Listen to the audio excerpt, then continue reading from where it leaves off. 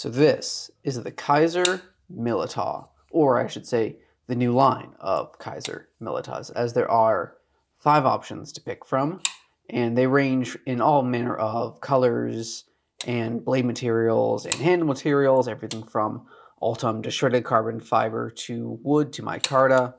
So really, the sky is the limit. And fortunately, with these sorts of knives, these scales can all be flipped out, interchanged, and you honestly could mix and match them to your heart's content. So with these knives and these options, I'm not going to list all of them verbally as to what everything is.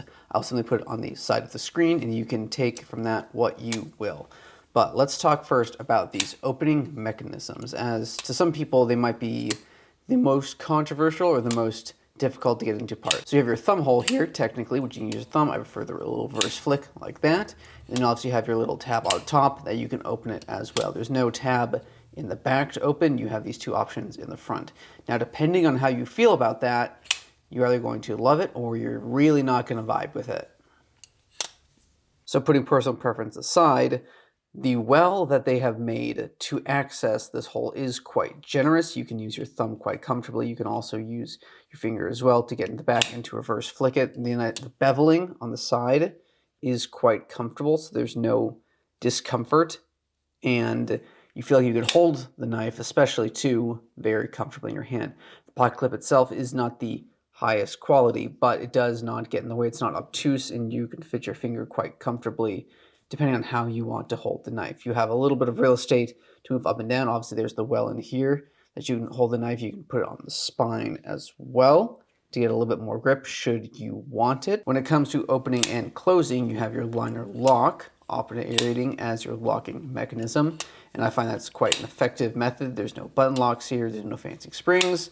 Just a little bit of metal getting in the way, holding everything together. When it comes to something like strength of detent, or let's say a fault deployment, you can hold the knife quite comfortably. You can also obviously adjust the detent as you see fit on the back here to make it a bit more tight. So you can, let's say, not drop shot it as easily. This will be a great example of what we've done with that.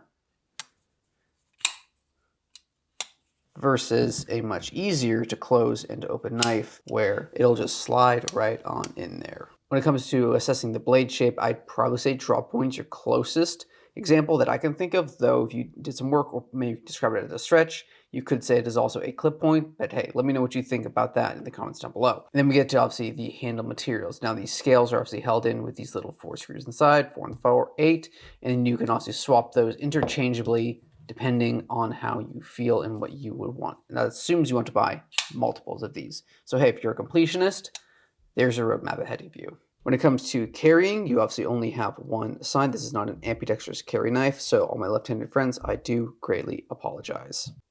And depending on how you want to use this knife, you'll obviously find different things for it. These knives can range from cheap as can be, so you can beat on them and wear them all day. They also can get a little bit of the pricier side with the nitro V steel and the carbon fiber elements that are within it for around the upper $100, $170 if I remember correctly.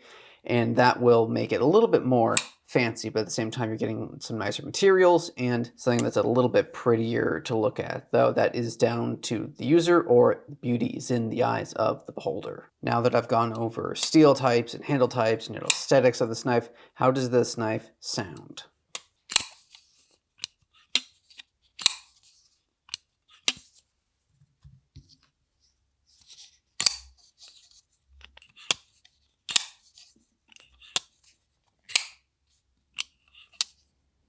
If you are a knife audiophile, I would say these knives, even within their own range of Militaws, have a variation in them. This knife with the stronger detent, having a deeper thrum humdrum note to it, and then something like this having a chirpier, sharper, crisp note, more reminiscent of a Civivi or maybe even a Devo at a pinch.